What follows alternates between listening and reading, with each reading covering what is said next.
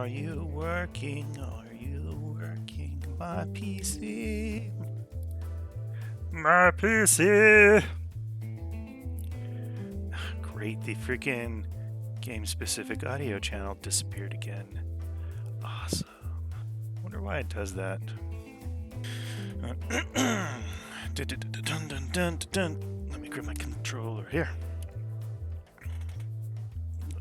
Hands are working, eyeballs working, because I'm always looking to the side. Anywho, yeah, so where did we leave off? We found out, I think this was last one, we found out Gran was wearing one of those hazmat suits working with the Valentine family. The pharmacy dude has a secret basement with tubes going all over the place. We got another ending where the entire town was flash frozen. And we captured that squirrel guy in the basement of the house and found out some more information. So it looks like Gran is after the source, but Gran may not be Gran because of the newspaper article we found. So, yeah, mysteries. So many mysteries, so little time. My controller. Hello? Oh, game's not in focus. Come on. Come on, you know you want to. There we go. Chapter 8. Let's get this back up at least. And my voice should be right about there.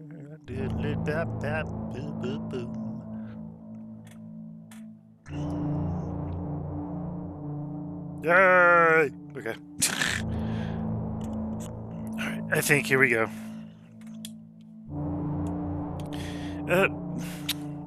Click. The cold, hard truth. Beck leapt up, allowing the suction to yank her into the dark.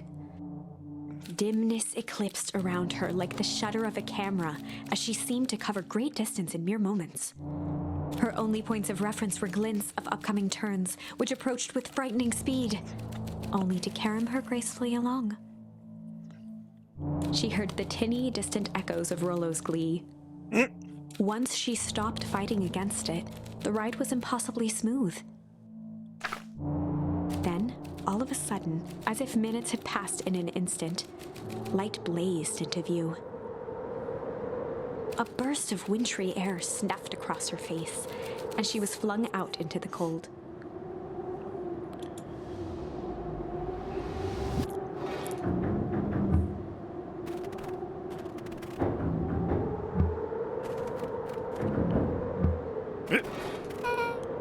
Nice. That looks like fun. That was intense. Yeah. I think I might have parted with some fluids in there. Ugh. Any idea where we are? Somewhere cold. Does it look like it got on any of us? Gross. You hurl in there. Didn't feel like we traveled that far. So where did it all go? Gross. This place sucks. Why would anyone even want to blow something up out here? Only one way to find out, I suppose.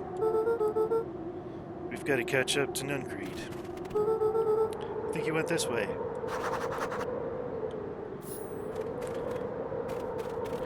Right, so this is going back before they found out that this frozen area is actually the original Beacon Pines.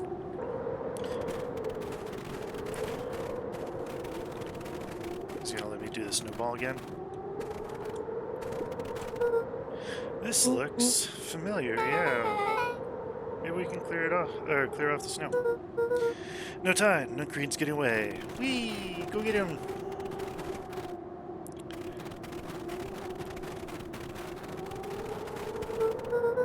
Okay, this is starting to feel really familiar.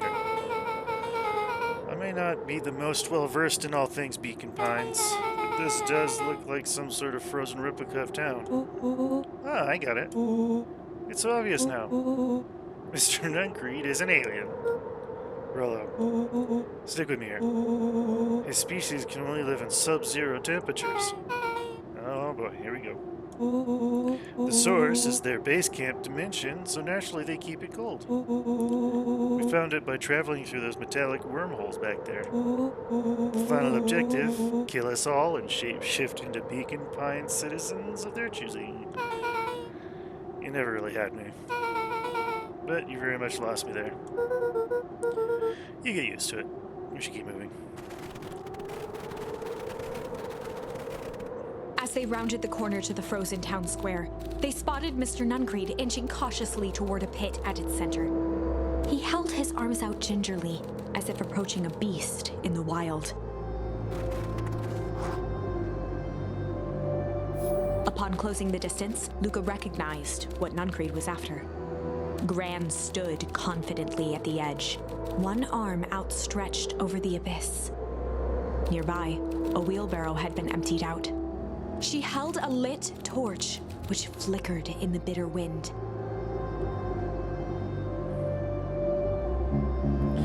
Juniper, I don't know what you think you're doing, but I assure you this is not going to solve anything.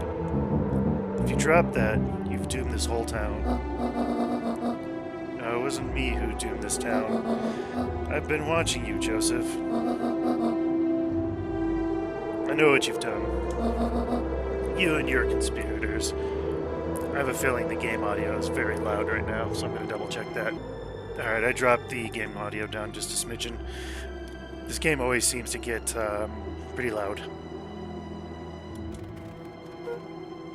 Gran? What's happening? Luca, you and your friends need to leave right this moment. Mr. Nuncreed turned back toward the kids, desperation in his eyes. Listen to your grandma, Luca. This is between me and Juniper. Rollo and Beck held steadfast in awe. Luca approached closer. Mr. Nuncreed spun back toward Gran, his voice growing louder. You've got it all wrong, Juniper. Just hand over that torch. You don't understand what you're doing. How could I possibly trust you to do the right thing? Walt told me everything. He trusted you, and you betrayed that trust. Luca, did you know that this man's entire life is a lie? If it weren't for him, your father might still be alive. Mr. Nuncreed winced with anguish. His voice hardened. That's not true. They both now yelled, not to each other, but at fate itself, making their peace with long-held burdens. The wind howled with encouragement. Walt was like a brother to me. We just had different ideas about how to affect change. Very convenient that your way just happened to line your pockets. Now that's not fair. They menaced at each other, both catching their breath. The moment balanced on a knife's edge. Choice time! A blur of emotions and memories. Luca's mind flooded with questions. The wind calmed, as if to give him the stage.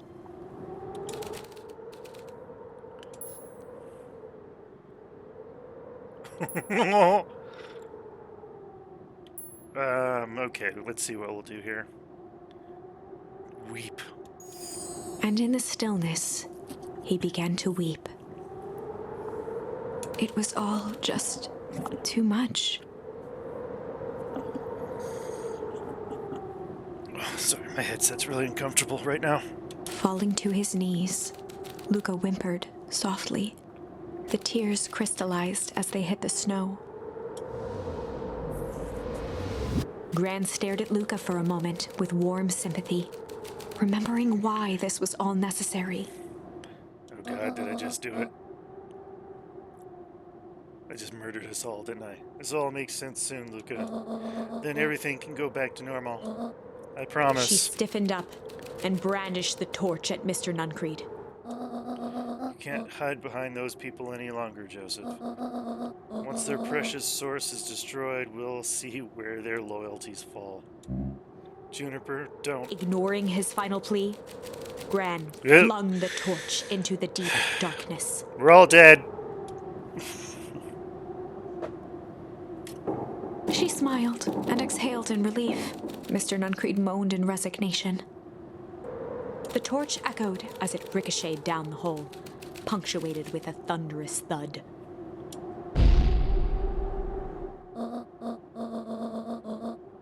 You see, Joseph, I've learned one very important lesson in life. If you want things to change, you must be willing Before to... Gran could finish, the ground shook her to silence. We're all dead. Oh.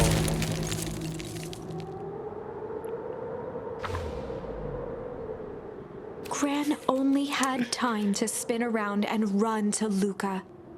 Her attempt to shield him, an honorable but trifling act. Unflinching love, pitted against an unthinking horror, there was no contest. Her warm embrace froze in an instant. That is where they remain, fixed in place, forever. And so, our story ends on this melancholy scene. In a town brought low by its secrets, sits the frozen statues of a misguided band of meddlers. The end. All right, let's rewind it. That was dire. On the bright side, we finally figured out where all the ice is coming from. Mm-hmm. Now, we just need to find a way to deal with a mystic, unfathomable force of nature.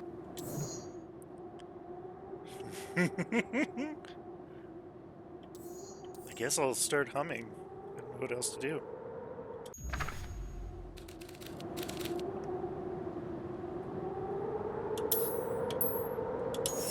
And in the stillness, he began to hum.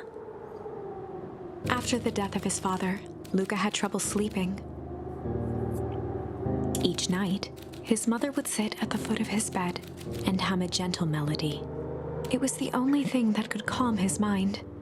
The only thing that, however briefly, could make it all seem okay. Sorry. That melody Yawning. pervaded every memory Luca had of his mother. Shivering in the raw snow, he began to hum it out loud.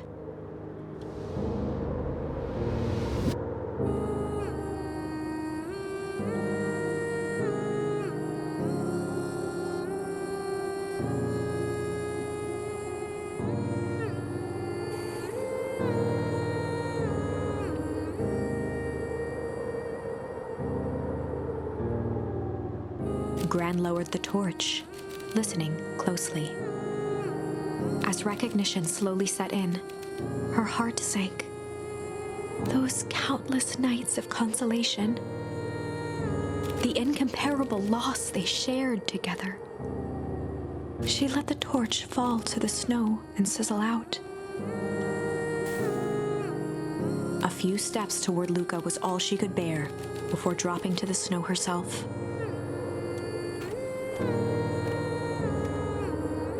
Through a flood of tears, she began to hum along, note for note.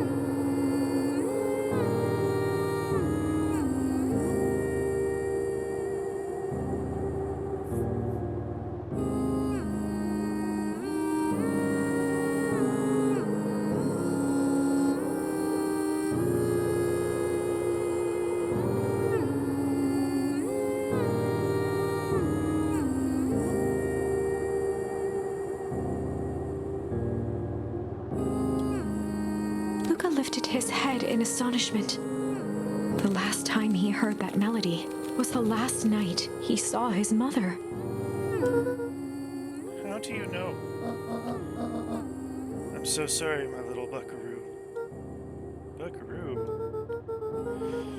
The only people who call me that are my dad and your mother. Luca blinked through blurry, watery eyes, trying to see more clearly. He could just make out the impression of a familiar face. He peered across the snowscape at the woman on her knees.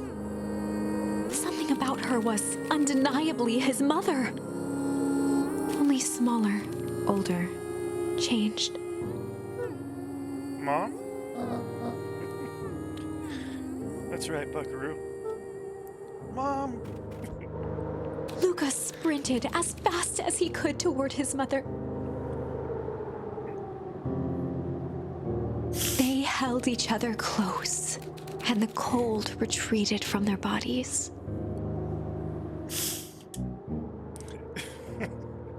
Eleanor? I thought you were gone.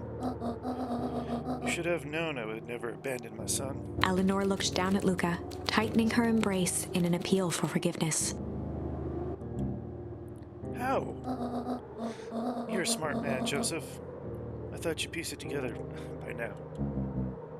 You were exposed. Mom, I don't understand any of this. What happened to you? Where did you go? Why did you leave me? I never left you. I was always right here, Luca.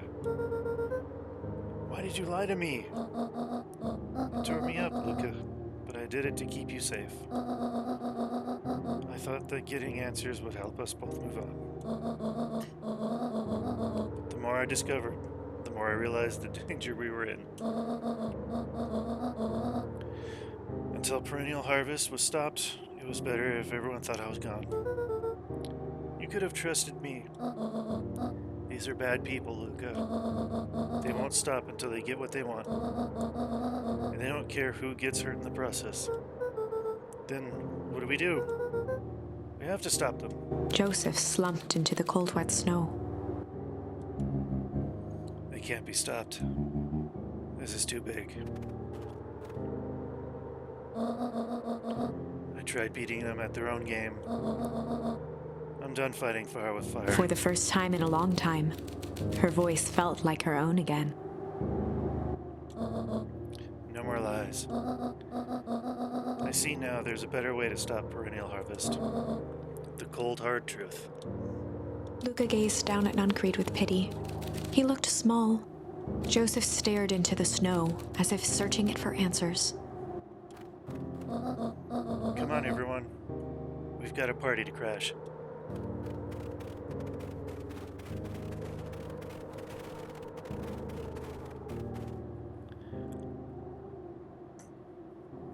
Got a little choked up there. You don't understand. He always wins. Chapter 9. The Devil You Know. 7 months ago.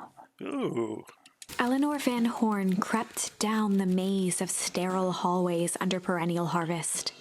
She stopped in front of the large steel door marked Deep Engineering. No turning back now. She raised a trembling hand. The stolen keycard worked as promised, and the door buzzed open with mechanical efficiency. She was immediately hit with the smell of disinfectant. It was some sort of laboratory. In one corner was a desk covered in papers.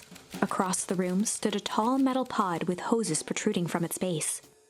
She rushed to the desk and began shifting through the piles of papers. They were experiment reports on something called Tempus liquamen.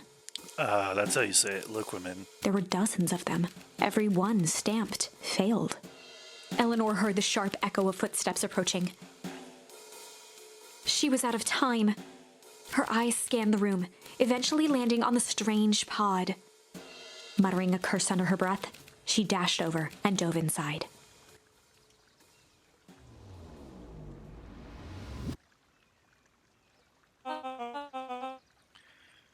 And that is what change is all about.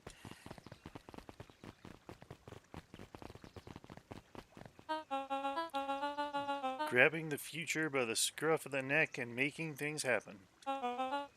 Change is a choice. I am tickled pink that we will all be making that choice together. How great is that? This man is a liar! Excuse me? I will not. This town has a dangerous secret, and Perennial Harvest only exists to keep it hidden. Nonsense. They picked up the whole damn town and moved it right under our noses. They aren't making any sense, dear. Mr. Kerr addressed the crowd with a sarcastic tone. Imagine such a thing. It's absurd. It's just plain impossible. They promised they could fix the fall harvest. They told us they would clean this place up. We just had to leave town for a few days. But while they had us evacuated, Miss Hartford, I'm afraid I'm going to have to ask you to... You're afraid of a lot of things, aren't you? You sniveling little worm. This is growing tiresome. Little help, please. Don't you all see this festival is a sham? An excuse to have the whole town gather in one place. They're planning something awful. I don't know what, but these people are wicked. Don't listen to her. She has absolutely no proof. I am the proof. I'm Eleanor Van Horn. Whispers filtered through the crowd. Well, aren't you just sneaky as the dickens? We all knew Valentine's fertilizer was too good to be true. And now this whole town is paying the price. Ladies and gentlemen, I am so sorry about this disruption. My associates will take this obviously disturbed woman somewhere comfortable so that she can get the help she needs. Uh-oh. She's not the one who's disturbed. You two-timing clown.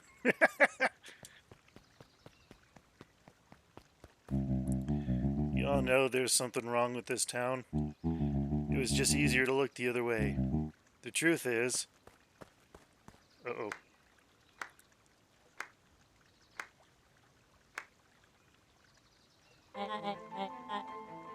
That's quite enough, Mr. Nuncreed. Torment dragged on Joseph Nuncreed's face. Yes, sir. Take them away. No, I want them to see this.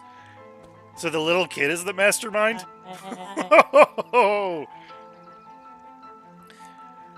Oh, wait, is the little kid actually the old dude? Like, did he get aged down? If she aged up, why couldn't he age down?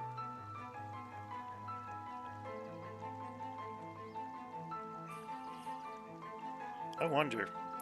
Ah, the ever-temptress Eleanor Van Horn. You've been quite a thorn in my side. Like a weed that's burrowed in where it doesn't belong. I must confess, you look dreadful. He paused for a moment, plucking a piece of fuzz from his sweater and discarding it to the ground. Consider yourself in rare company. You've managed to pull one over on me. It won't happen again. I knew you had some sort of plan to disrupt our little party. But alas, I expected something a bit more impressive than incoherent rambling. No matter, your failures are yours to bear. Mr. Kerr?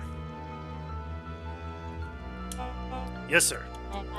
It's a shame it was cut short, but I thank you for that rousing oratory. I'll take it from here. Yes, sir. Of course, sir.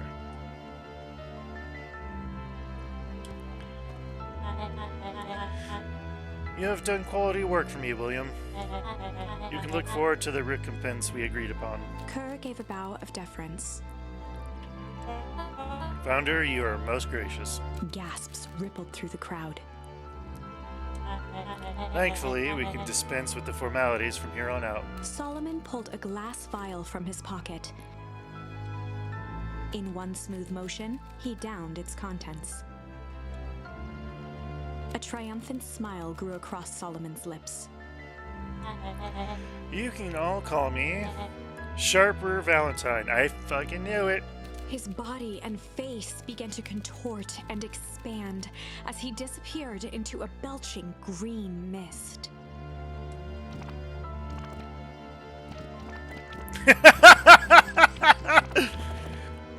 That just A looks hushed funny. horror gripped the crowd. This is a story about change. What? No! Ah, so you didn't see that coming. Good. Sharper examined his new hands. Well, this is quite the improvement. Everything looks so much smaller now. Eleanor was right about one thing. This festival was a ruse. I wanted you all to witness my glorious return with your own eyes. Why does everyone look so downtrodden? This is a celebration, people. Maybe it would help if we set the mood. Mr. Kerr, be a dear and reveal the sign.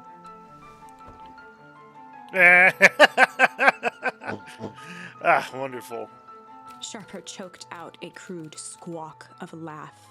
Frustrated grumbles sprinkled through the crowd. Sharper, you malicious bastard. Ooh, malice. I'm glad you're back, so I can tell you to your face. You destroyed this town. We ain't gonna let you go get away with it again. Sorry, this is not the time for audience participation. Some assistance, Mr. Kerr. William Kerr gave a subtle nod to the clipboards. You coward! Does anyone else have something to contribute? A helpless quiet settled over the crowd. I thought so. Did you all truly believe you could be free of me? A town of complete and utter fools? You people should be celebrating my return. You're clearly lost without me. And that leads me nicely to my children. Daddy? I gave you both the greatest gift a parent could give, the opportunity to prove yourselves in my absence. Squandered. To say I'm disappointed would be an understatement. But silence, Augustus, an adult is speaking. I don't know which is worse, a son who is completely hopeless or a daughter with such potential who inevitably lets me down. Eris, you fill me with admirable consistency. Thankfully, I was counting on it this time. Father, I have been wasting time, my dear. What have you accomplished? I was focused on cementing our legacy. Legacy? Who needs a legacy when you can just live forever? But what about... It's alright, Kitty. I'm afraid you suffer from a complete lack of imagination. There's just no helping it. Now then, where's Joseph? You didn't take the opportunity to slip off, did you? Ah, there he is. Everyone should give him a hand. None of this would have been possible without Joseph. I think you've said enough. Nonsense. The people deserve to know how helpful and loyal you've been. I only did what I did because he left me no choice. You always had a choice, Joseph. You were simply too weak to take it. No matter. Cheer up. You're about to be rich beyond your wildest dreams. You should follow Mr. Kerr's example. When I found him, he was in a sorrier state than any of you. An aging actor, desperate to recapture his youth. He played his part, and soon he'll be able to play the leading man again. Forever, in fact, if he remains loyal. That goes for all of you.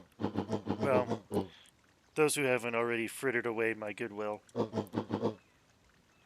Beacon Pines is mine again, and I'm willing to share its spoils in exchange for absolute loyalty. It's the teeny squeaks. Are you saying William Kerr was never in charge of Perennial Harvest? Ah, you think that puffed up blatherskite could have accomplished all of this? Don, I suppose it's time for your big exclusive. Sharper addressed the crowd with indignant pride. He'd planned this moment for so long that now, at the deed's fruition, it almost felt frivolous. You see, I needed a figurehead to hold things down while I orchestrated my return. Someone to distract, lie, and bilk this town for a spell.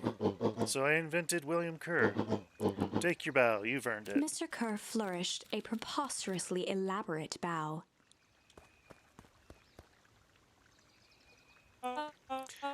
Patrick C. Montesquieu, thespian extraordinaire at your service.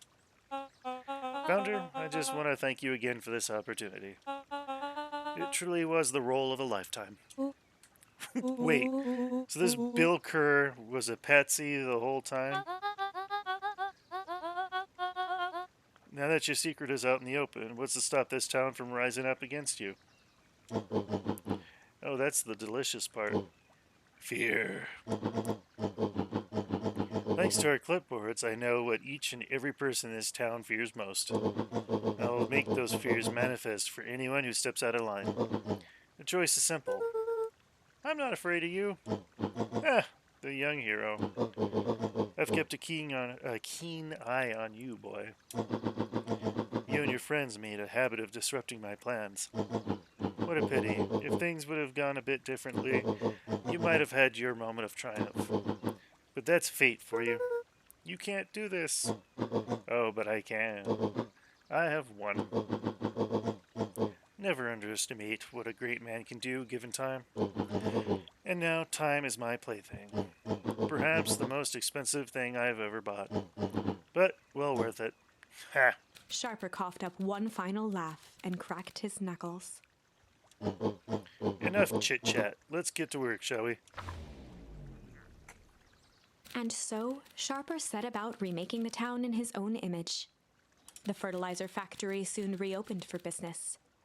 Sales rose steadily as more and more farmers across the countryside began to swear by its miraculous properties. It's gonna be one of those fell harvests like all over now. Beacon Pines became famous. A secretive town that, for the right price, shared its gifts with all. Gifts that became more and more necessary in a world where winters grew longer and longer. The end. What? Bullshit, rewind. This is wrong, but things are becoming clearer now. You can feel it, right? We can't let Sharper win. He might just be the key to this whole thing. Let's see. Fire and ice. So, let's see. We can be chill with the squirrel guy. Looks like... Oh, we can put Malice up here. Yeah, let's try it. Oh god, what chapter are we on now? We just went back like 5 chapters. Oh, is this where he grabs me and sticks me in there and then it was game over? There was a malice lurking behind those eyes. Like a trap ready to spring. Luca felt the weight of Nuncreed's hand on his shoulder. Something wasn't right. He didn't know why, but something was telling Luca to get out of there. I just want this all to be over. Of course, I'm sure it'll all work out soon enough. I should get going. I told Roxy I'd check for Rollo at the treehouse. Luca twisted free of Nuncreed's grasp. Of course. Luca, you know your dad and I were good friends back in the day. You can come to me with anything. Anything at all. Oh, I got control. Okay, so... Hold on. Okay, so we went back again, so we don't know... He doesn't know Gran is actually his mom now. I don't think we intimidated the squirrel. At least we didn't get captured this time and put in the phone booth. But then we didn't have Beck introduced to Rollo. Like, did the whole storm scene happen at this point? It's getting a little confusing because it's all the back and forth now.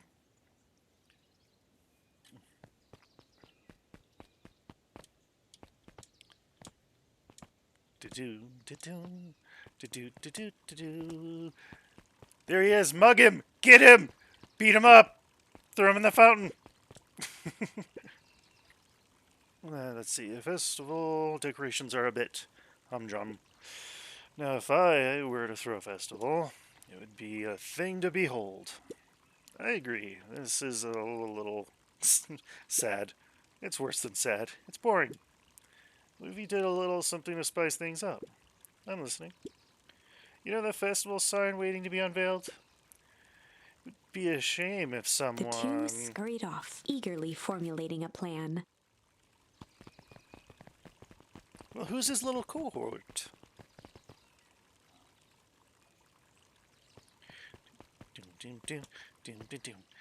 Oop. Oh, it's one of Beck's moms. Identify yourself, please. Nellie Modwill. I work here now. I'm unable to locate you on our staff roll. Oh, I don't officially start until tomorrow. Mr. Kerr said I could come in early tonight to get a few things done. Hold, please. Clearance authorized. Thank you. Our harvest awaits.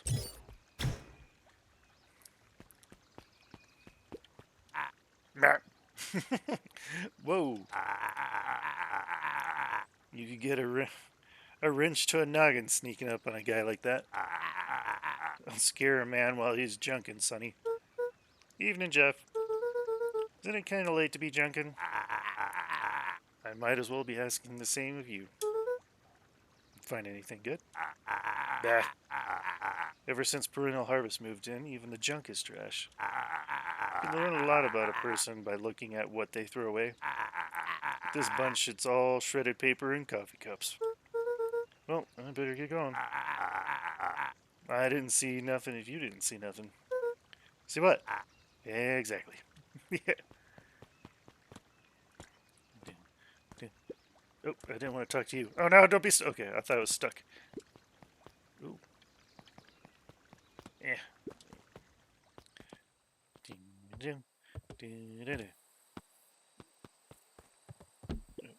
Rello. He aired a long holler into the woods. Rollo. Yeah. Rello, where are you? Hope you're okay. Luca felt his eyes getting heavy and plopped into the beanbag. He conceded to its lumpy embrace. So was he captured at this point? I don't remember. Once again, Luca found himself in a vast black expanse. This time, he knew exactly where to go. He took a single confident step forward. The world flickered and pulsed. He found himself standing in front of the frigid air of a blazing campfire. The source. He plopped down cross-legged and gazed into the cold flame, waiting. Soon enough, the fire began to die out, popping sporadically, until all that was left was a single ember. Luca stood up and dusted himself off. He plucked the glowing ember from the cold ash, examined it, and slid it into his pocket. A keepsake. The voice of his father spoke behind him. "You made me proud, buckaroo." Luca turned to face him. "Dad, what is this place?" A warm grin grew across his father's face. "A place where everything that has been and everything that could be all wait together." Luca found himself staring at his father's face, trying as hard as he could to memorize every single detail. "Wait? For what?" Another voice spoke out as Luca's doppelganger stepped forward. "That's up to you." Without knowing why, Luca began to weep. Is any of this real? Are you real?" Luca's father bent down to smudge away a tear. "Of course. I'm as real as the part of you that misses me." Luca turned to look at the older version of himself. "And you?" The doppelganger choked back tears. "I'm as real as the part of you that's angry he's gone." Does that make sense?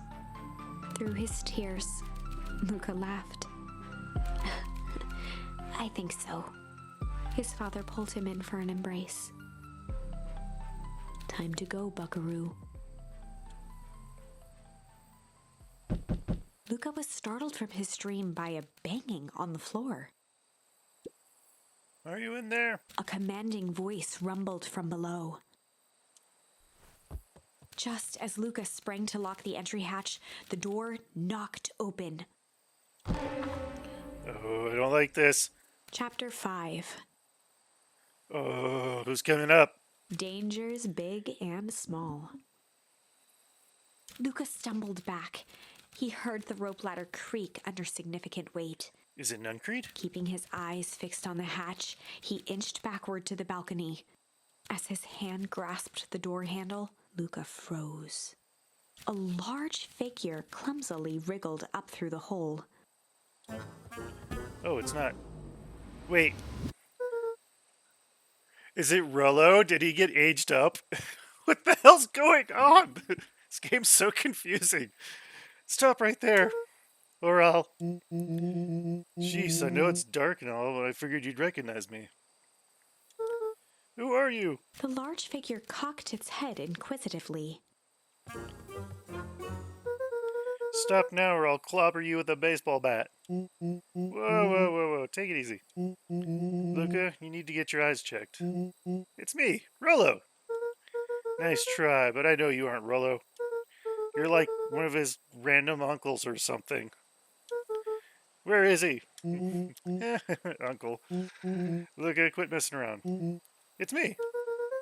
If it really is you, prove it.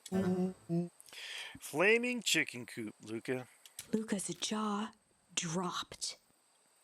He peered more closely at the man standing in front of him.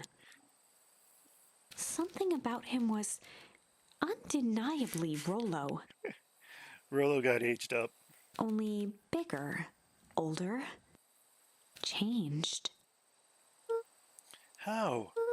What happened to you? When I was running away, I ran into more people in those yellow suits. They grabbed me and dragged me away. What? Where did they take you?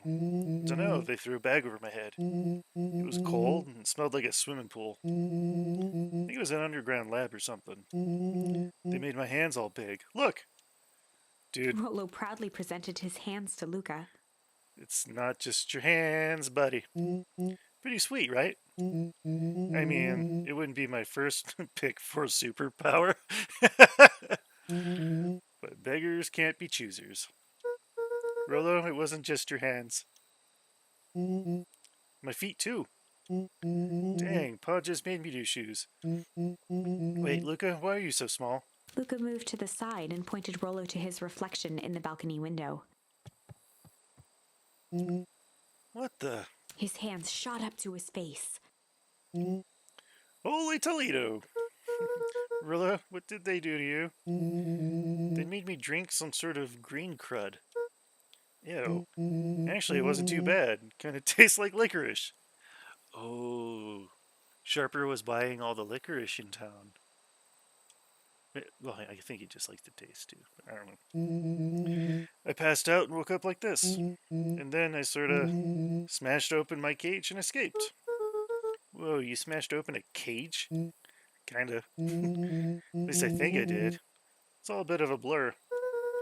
They had you in a cage? Who are these people? I don't know who did this to you, but we're gonna fix it. Fix it? This is awesome! Well, I'm just glad you're safe now. Luca, you don't need to worry about me. Sure, I got snatched, but look at it this way. I got snatched. I know where I know where snatched people go. We may finally have a lead on what happened to your family. Maybe you're right, but this all seems dangerous. Danger. Ha! Rollo shadowboxed a few jabs. I'll take them all on. It's Beck! Hey fellas, what's up? With a yelp, Rollo dove behind Luca. Ah! Take cover! Did I come out of bedtime? Who the heck are you? This is Beck. Sorry. Something truly bizarre just happened and I need help. I don't know where else to go. So you're just hanging out here with your large adult friend? No, this is my buddy Rolo. This is your missing friend? One and the same. Seems a little old. All of you know this is a recent development. The heck does that mean? Oh, I'm sorry, you're the one who just showed up out of nowhere. So we'll be asking the questions here. That's fair. How did you find us? Your silly little treehouse?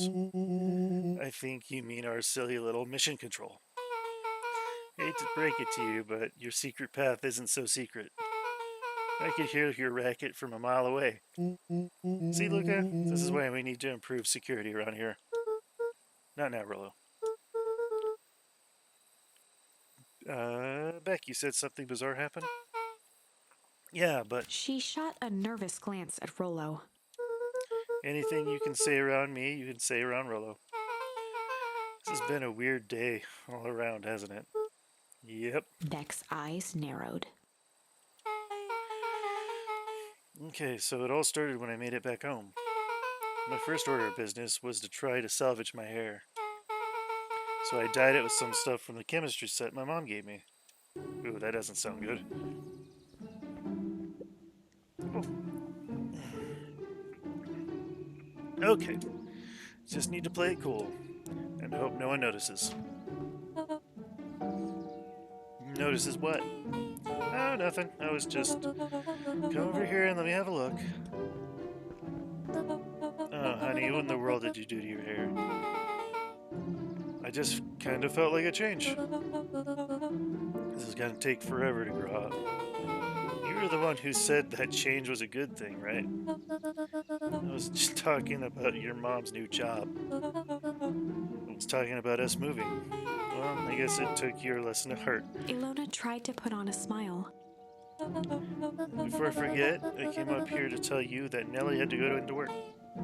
Tonight, her and Mr. Kerr decided it would be good for her to get some things done before tomorrow. That Kerr guy seems like a grade A creep. Beck. He is. Him and his weird cult of personality. You are not going to ruin this job for Nellie. It means too much to her. Well, I know exactly how much it means to her. It means enough to her to exile her daughter to this podunk town. This place sucks. People are weird. You just don't know them yet. It's always cold. We're in the mountains, you'll get used to it. You can't even pick up a single decent station on the radio. It's all banjo music and farm reports. You know I grew up in a town not that different from this one. Is that why you're better at talking to plants than people? Okay, so here's what we're gonna do. First of all, you're grounded. What?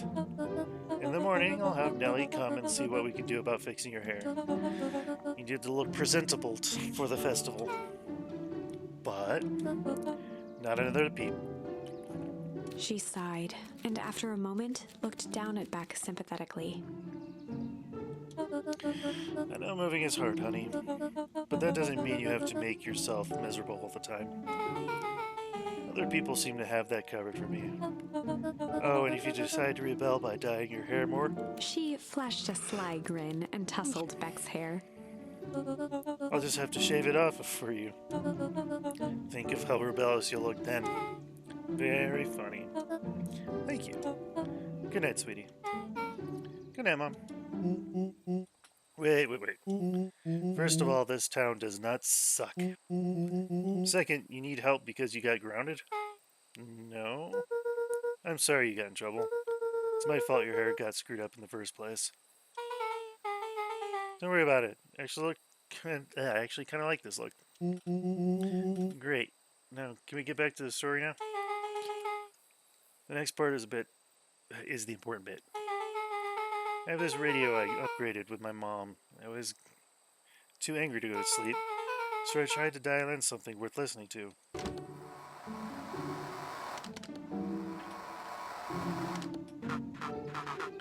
Mr. Kerr, are you there? Mr. Kerr? Yes, I'm busy. What is it? Apologies. I have the founder on the line. Patch him through immediately. One moment. Hello, sir. It's so nice to hear from you. Skip the pleasantries. What's your report on the new lead researcher of deep engineering? Nellie Modwell seems to be integrating nicely. At this very moment, she's working to help us meet our deadline. She offered to work overtime before I even had a chance to suggest it. Excellent. And you have faith that she's capable of finishing the work left by her predecessor? Her work must be complete before the festival. I'll make sure she stays day and night until it's accomplished. Good. You know how I feel about loose ends. Yes, sir. Once she's finished the work, we need to make a determination regarding her long-term prospects in the company. Immediately, sir? I usually have more time to fully bring people into the fold. We are in the endgame, Bill. After your failures with Dr. Prescott, I can't afford to take any risks. Of course, sir. No loose ends, sir. Once she finishes the work, she'll either leave the office completely committed to Perennial Harvest, or she won't leave at all. Perfect.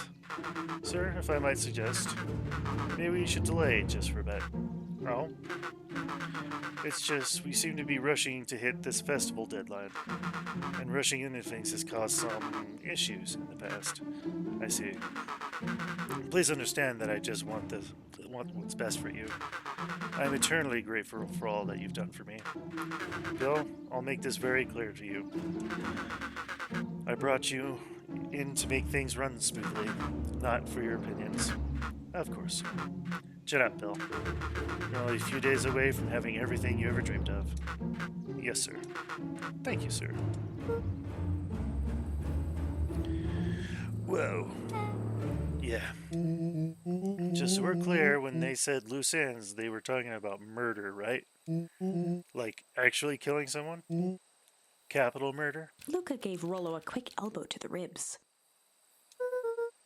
Who is this founder? I was hoping you guys would know. As far as we know, Kerr is the top banana at Perennial Harvest. He sounded scared of this founder guy. So we have an even topper banana on the field. The hell's my mom caught up in? Has she talked about the job much? Not really. She said she was going to come in and continue the work of someone she respected. Luca, do you think that body at the warehouse was the person Beck's mom came to replace? That would make sense. Beck, it seems like Nellie's predecessor, got loose-ended. I'm getting that impression. Okay, so we need to get your mom out of there before the festival happens. That's 2 days away. Won't she just come home after work? The creep on the radio said they're going to hold her there until then. So if she's not coming out, we gotta go in and get her. Beck flicked a large sheet of paper out of her pocket and slammed it on the floor. Maybe this'll help. You have blueprints? Well, it's really just a welcome map from my mom's PH orientation day? PH. But it shows the layout.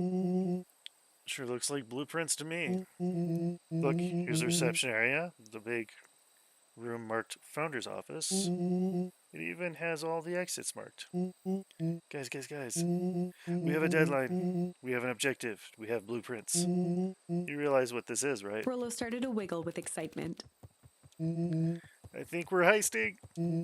This is officially a heist. Chapter 6. Oh, we went back to Chapter 5.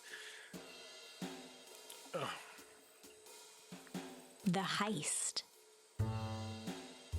They spent the night's end huddled around that small map, formulating a plan to infiltrate the headquarters of Perennial Harvest. It would be no small feat, a modern facility equipped with all manner of technology. Not to mention the swarm of clipboards that would most certainly be scattered throughout. By the time the sun began to peek through the car window used as a makeshift balcony door, all were in agreement. This could just work. The final day before the festival would be used to prepare. They'd need to pool every resource at their disposal, pull every favor with a thread. Even enlist some unsavory characters around town with important tasks only they were suited for. Luckily, there was enough ill will and mistrust toward Perennial Harvest that alliances could be found at a bargain. Luca, Beck, and Rollo rubbed their eyes as they exited the treehouse. They hadn't slept at all that night. There was no time. The festival was to begin in one day, and they each had their assignments. All right. Quick recap. Rollo, you're going to talk to Roxy. Cordially. Without her and Fitz, this whole thing could go bust. Me, Cordial, is my middle name. How do you plan to explain your new... He waved vaguely at Rollo's sizable figure. Circumstance? She'll be so happy I'm alive she won't even notice. Beck snorted an involuntary giggle. And Beck, you sure Ilona won't just shoot this whole thing down when she hears it? She'll listen. Once she understands the danger Nellie is in, the danger we're all in, the plan will make sense. Okay. That leaves me with Jeff, the Niggy. How are you going to persuade them? I'll think of something. They each looked at each other with sleepy confidence and nodded. Well, Godspeed.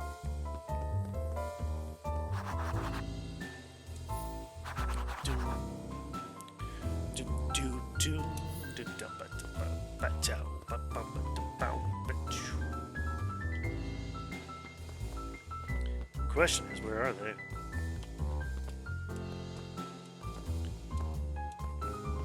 Okay, they're not going to be this way.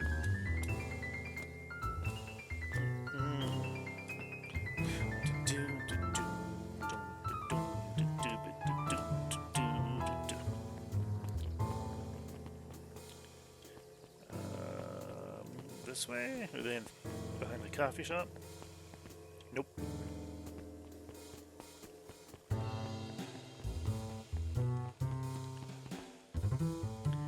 Maybe they're in the diner? Nope. Where the heck are they?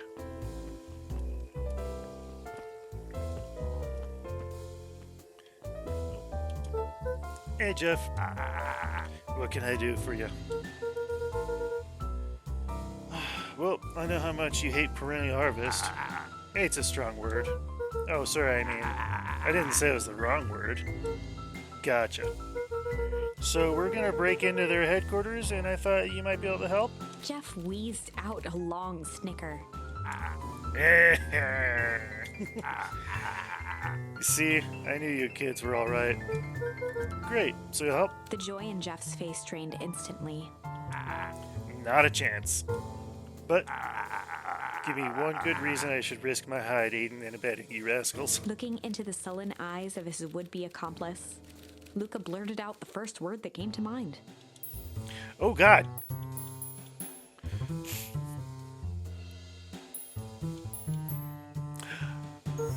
Junk!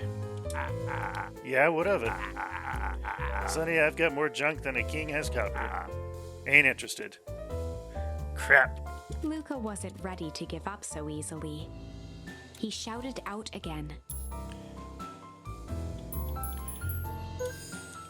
Crooked. Yeah, they're all crooks. Like cockroaches. Stamp one out and another comes scurrying along to take its place. Come on, man. Fine, you get shit. Shit! Yeah, it's all shit. I still ain't helping. Ain't that some shit? Damn it. Fight! I've done enough fighting for one lifetime, and more than my share of losing. Time's time's come to hang up the gloves. Come on, man. Hide. Jeff's brow perked up. Ooh. What you say? Go ahead and hide then. Sensing some traction, Luca carried on with vigor. Here we go. Let a bunch of kids do what needs to be done. We're not afraid. Jeff's scowl faded with a sigh. Say what you will about old Jeff, and they all do, but you'll never hear him say I hide from nothing. One good stomp of the foot was all Jeff needed to drive his point home. What was it you kids needed? Some sort of disguise. I've got just the thing. And while we're at it, that crate should come in handy. That ain't gonna be free, you know. I'm thinking 5 bags of sour gob should cover it. Put it on my tab? Luca offered out his open hand to seal the deal. With a firm and dusty grip, Jeff reciprocated. Done. Swing by first thing in the morning. Yeah.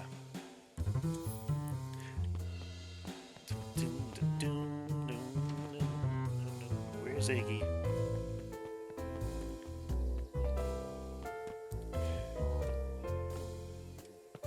There they are. Hey Tish, look who it is. Luca, are you here to try to tickle us to death again? Right, okay, so this is a continuation of, instead of pushing him into the goo and mutating him, Beck went over and tickled him and they ran.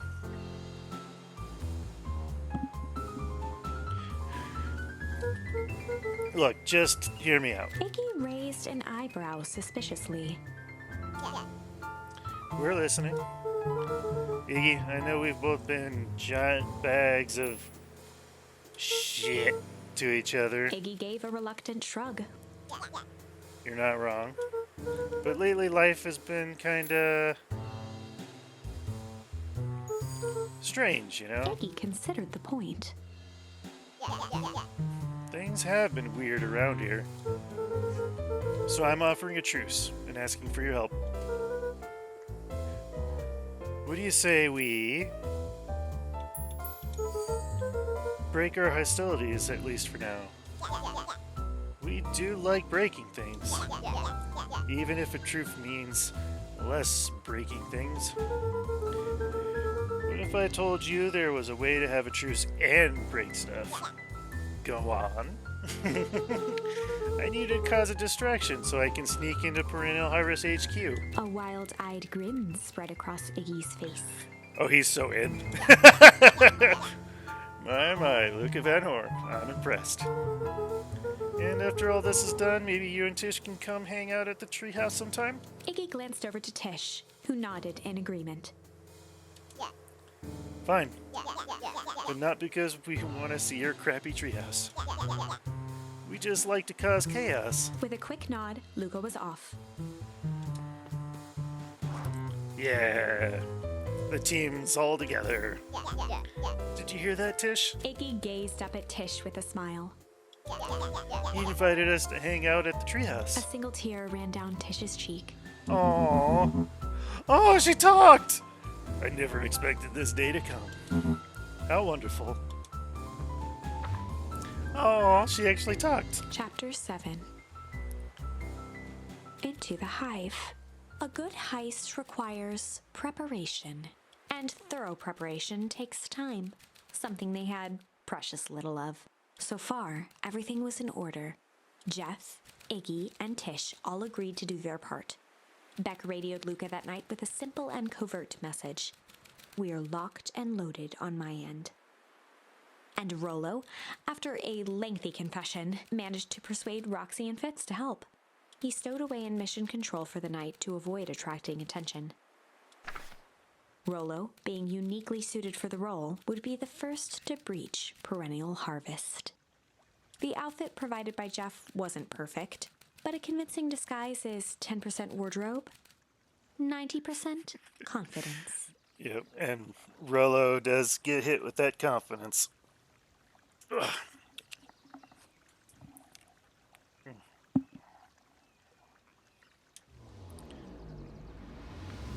Rollo took a few vigorous breaths and shook out his arms.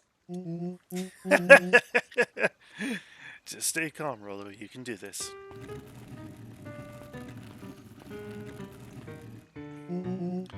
Got your delivery here. Delivery? I don't have anything in my notes about a delivery. One moment.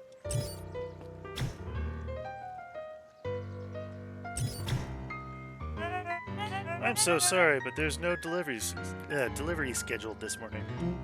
Right. He had to think quick. That's because this goes directly to the founder. He asked that it be kept a secret. Rollo sighed, adjusting his tool belt. You know how the founder can be. I suppose we can leave this one off the records. Wow, that was easy. Our harvest awaits and such. With a stroke of his mustache, Rollo proceeded into the Perennial Harvest headquarters. Our harvest awaits. Yay, we're in!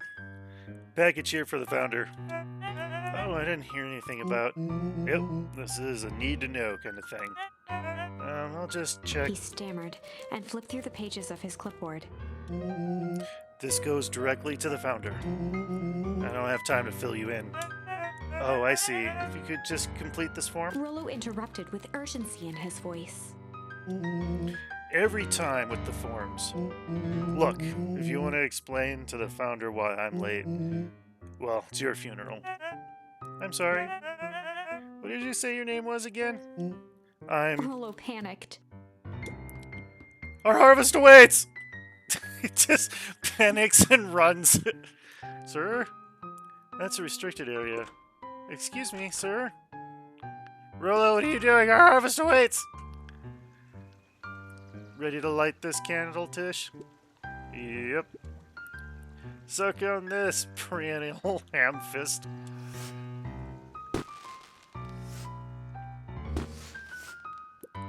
What was that? The distraction was enough for Rollo to regain his confidence.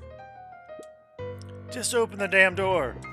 I've got a job to do. The clipboard fumbled around in a frenzy. I should check on that noise. Oh, come on. Just buzz me in already. Okay.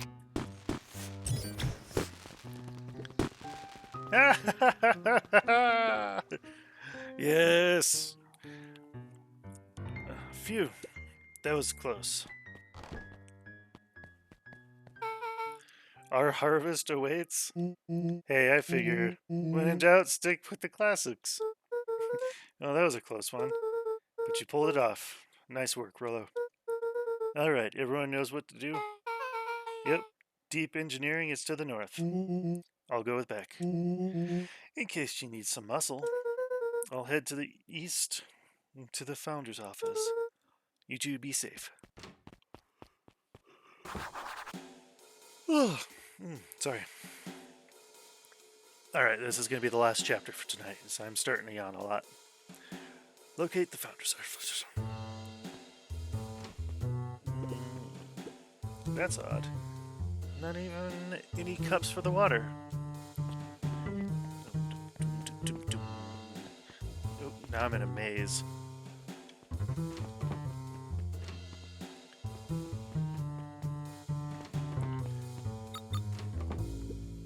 Solomon? Solomon stopped in his tracks.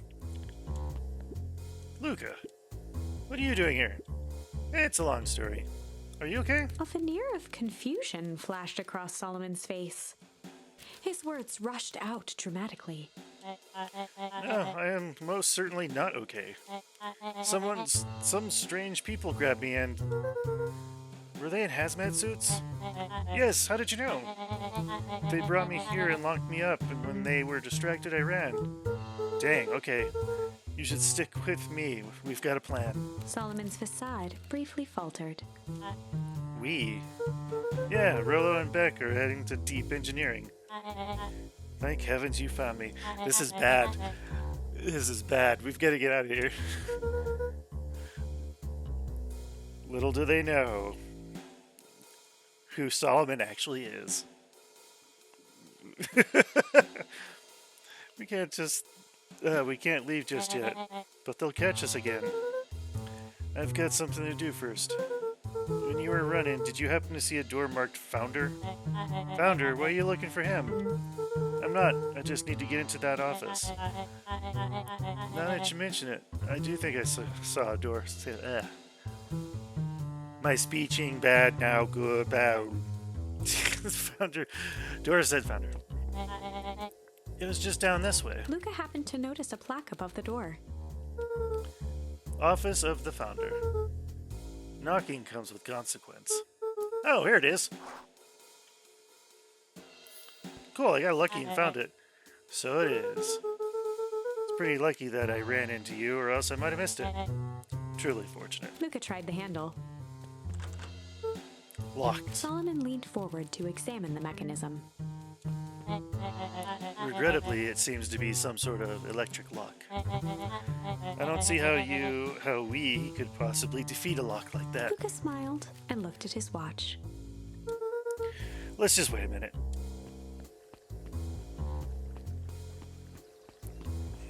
Oh! Beck's mom is gonna cut the power. Just boop! I don't know what sort of funny business you're up to, but I like it. She mimed a quick hat tip and ambled off with a whistle. It's Ilona, I think. Howdy. Good afternoon. The light on the keypad changed from red to green. How did you do that? It's good to have friends. Quick, let's get inside before someone spots us.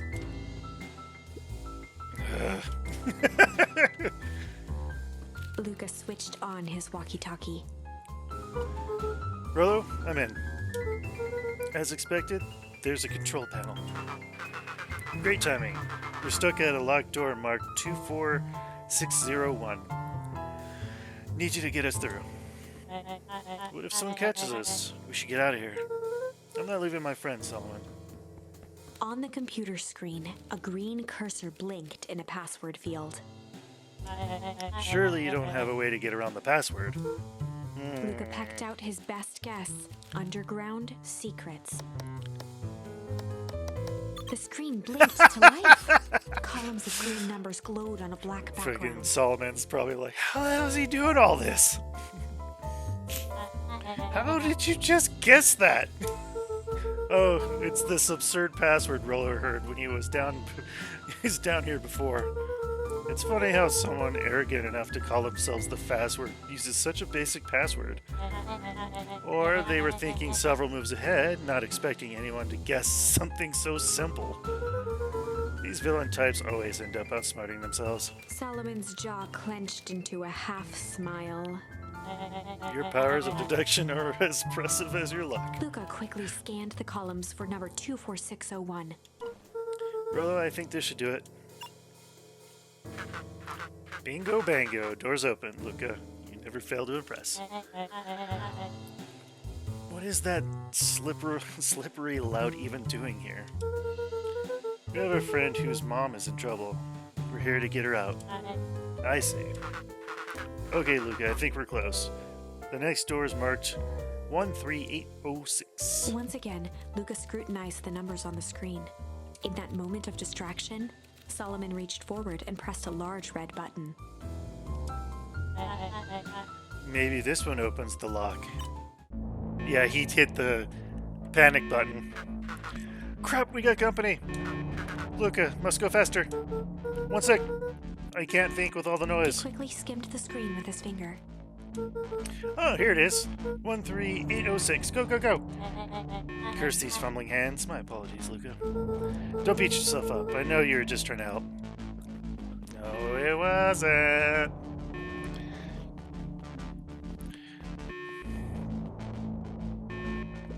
Oh, man. No water cups. Rollo!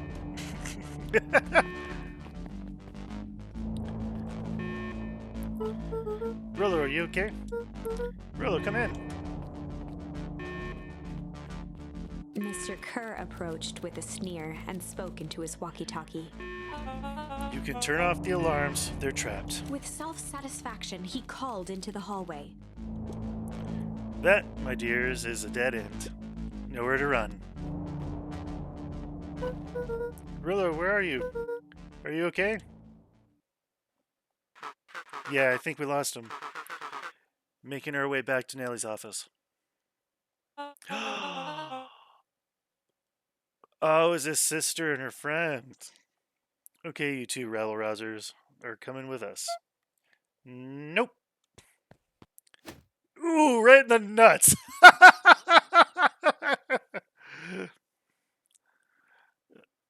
That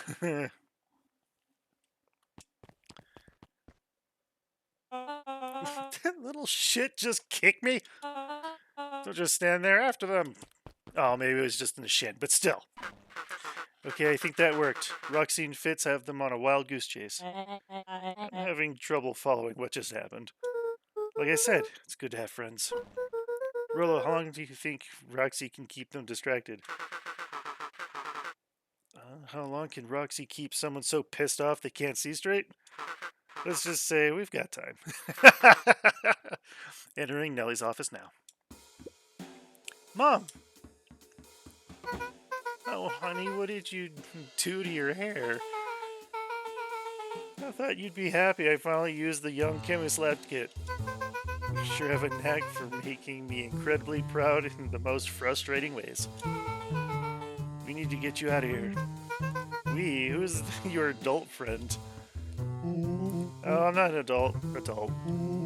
Ever heard of a growth spurt? I had more of a growth spew. No, that's not possible. Nellie leaned over to examine his teeth. Substantial banding on the enamel of the molars consistent with Tippa's liquimane exposure. Is that what you call that gunk they forced me to drink? You drank it? Oh no. They told me it was only being tested on plants. Oh, Beck, sweetie, I promise I didn't know. Mom, what the hell is going on at this place? I was brought here to work on the discovery of a lifetime. A novel chemical compound was discovered under Beacon Pines in a wellspring they called the Source. They named it Tempest Liquimine. It pulls energy from its surroundings in order to fundamentally alter matter's relationship to time.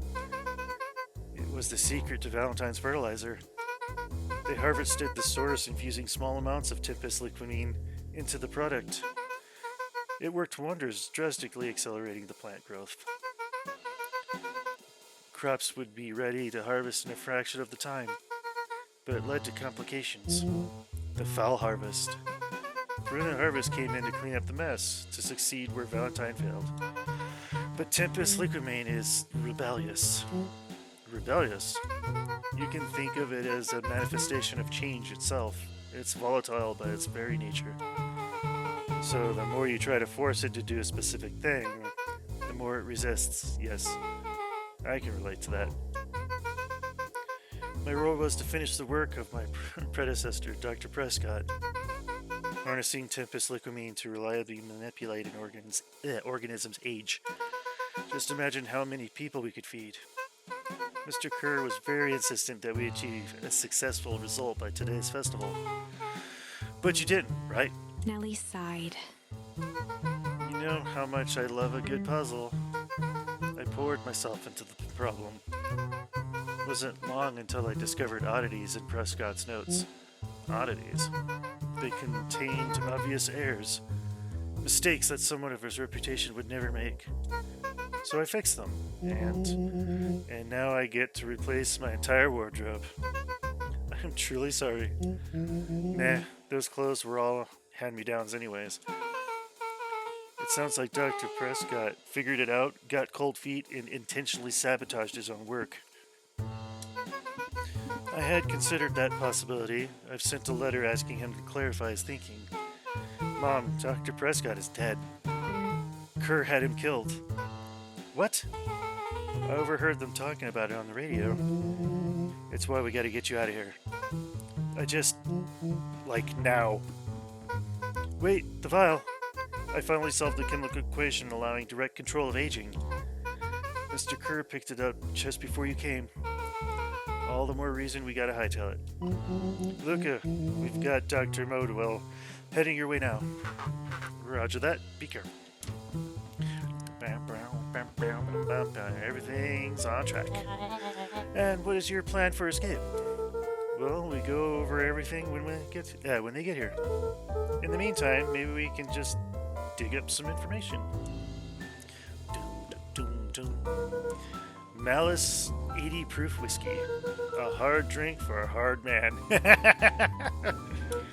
Wow, even his alcohol is arrogant. Solomon muttered inaudibly. I should just smother you right now.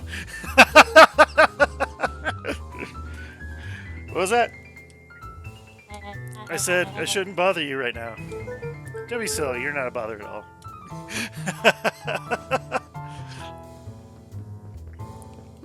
Luca tugged on each of the cabinets. Dang, this must be the good stuff. They're all locked. Perhaps he's not as careless as you suspected.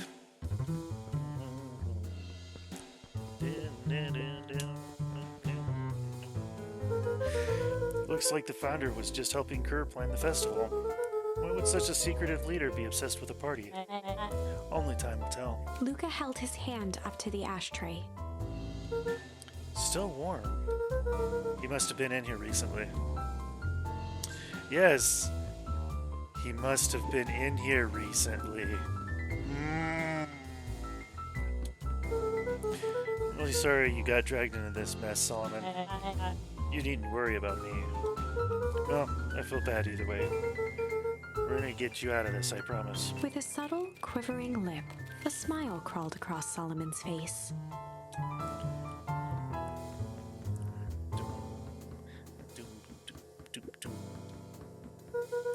Let's see what else this bad boy has on it. Security system, time card logs, payroll. You know, for being so evil, this guy sure is boring. Solomon once again muttered under his breath. Just you wait. Huh? Oh, nothing. They heard the trampling of frantic footsteps from the hallway.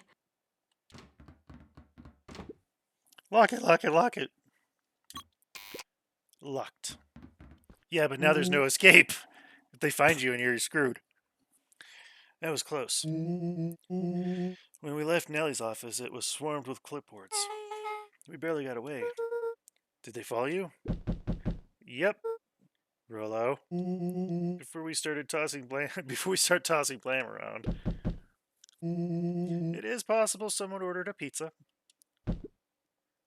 We'd love to hear your thoughts. Definitely not a pizza. Well, now, don't look at me. I'm officially retiring from the heisting business. We're so sorry for the inconvenience. We just have a few quick questions. Yes, let me think. Can someone watch the door? Of course. Solomon's gonna let him in. Everyone else, huddle up. Oops! I told you. I think this little caper has gone on long enough. Solomon, no! Hush now, child. The adults are speaking. Dr. Modwell, a brief reintroduction is in order. We've never met in person, but we have corresponded. You see, it was I who hired you. Solomon, the pathetic orphan child. The powerful and enigmatic founder. Sharper, the fallen progenitor who created this town. Perennial Harvest, Valentine, Fertilizer, all connected by a single thread. Yours truly. But that's... Her eyes searched the floor in thought. Solomon watched eagerly, waiting for the flicker of epiphany. With a sickened look, she peered into his soul. Ah, yes, now you've got it.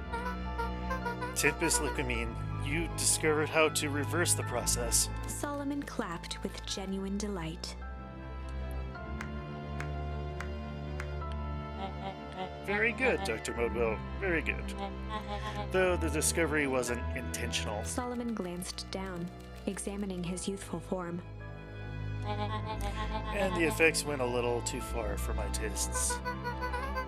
That's why you needed me to finish Dr. Prescott's work, which you did admirably. Mr. Kerr, The vial, please. Kerr presented it with a theatrical twirl of the hand.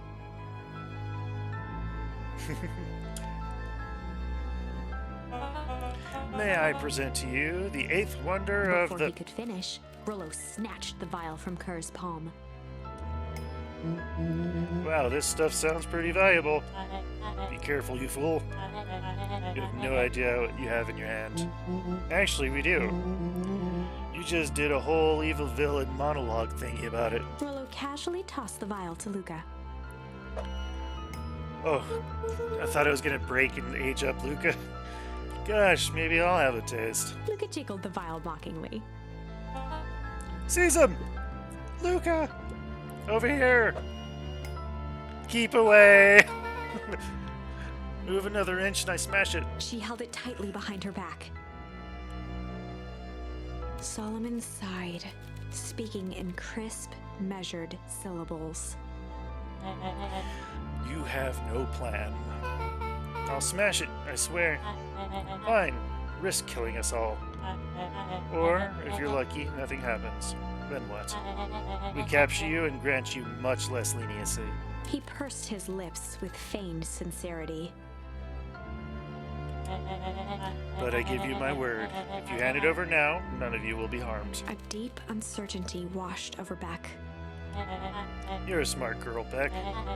But there's no shame in being outwitted by someone smarter than you. We both know there's only one way this ends. She looked to Nellie shakily. With a dispirited nod, Nellie sighed in defeat. Beck slowly approached Solomon. That's a good girl. Beck, don't do it. We can't trust that jerk. I'm sorry, he's right. With apprehension, Beck conceded. Solomon pocketed the vial and brushed off his shoulder with a sharp flick. Mr. Kerr, you have allowed yourself to be humiliated by a group of children. Report to my office tomorrow for a performance review. The blood drained from Kerr's face. Of course, sir. But first you have a speech to make. Trot out there and give me the introduction I deserve. And don't forget to smile. Yes, sir. And to think all this is thanks to the efforts of Mr. Van Horn. I don't understand. How is this all because of me? Ha! I said Mr. Van Horn, silly child. Dr. Walt Van Horn. Your father was always a thorn in my side. I offered him an opportunity to be part of something great, but the fool was blinded by righteousness. He even broke into my laboratory in an attempt to sabotage my work. Solomon shook his head with gratification. But the universe has a funny way of correcting course.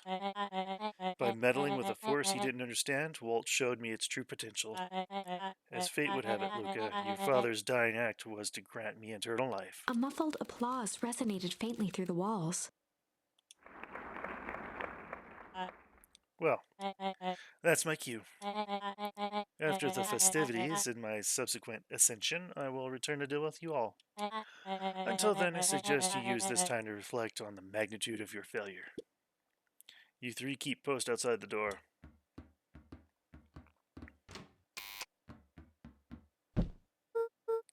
Well, crap.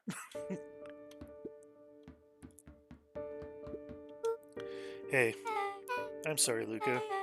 I did what I had to do. I know, it's just, we were so close. I've got a feeling that eventually Solomon will get what's coming to him. Time wounds, all heals. Time wounds, all heals. Nice. Well, time seems like less of an issue for him now.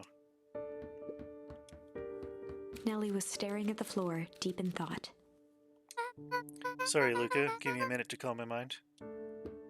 I can't believe Beck sold us out like that. I'm not sure she had any other choice. So what now? What's the plan? I don't have one. Of course you do. You always have a plan.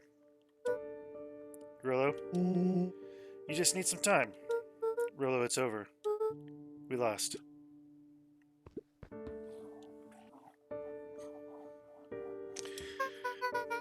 Luca, there's something you should know. After Mr. Kerr locked me in that office, I had nothing but time and curiosity. I poked around a bit, hoping to find a means of escape, but I found something else. A note, hidden in a false drawer. What sort of note? Dr. Prescott must have sensed his time at Perennial Harvest was growing short, so he left behind a letter with the hope it would be found by his successor. It was a confession of sorts. He left it for me. But its contents, Luca, I think they were meant for you. Why? What did it say? It was about an incident with your mother. Dr. Prescott found her in his lab with a stolen keycard. There was an accident.